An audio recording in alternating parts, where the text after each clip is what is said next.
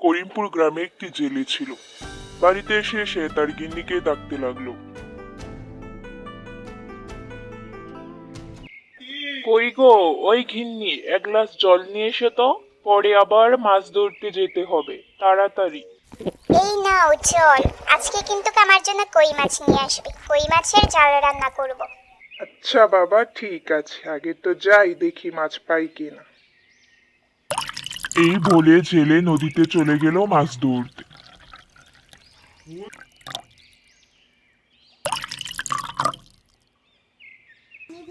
যাই, কাপড়গুলো ধুয়ে নেড়ে আসি।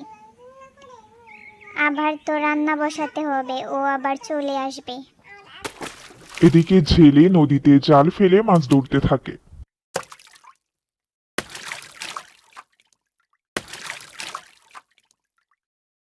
এরপর জেলে বিকেলে মাছ ধরা শেষ করিয়ে বাড়িতে ফিরতে থাকে। আজকে গিন্নি খুশি হয়ে যাবে, তার জন্য কই নিয়ে আসছে।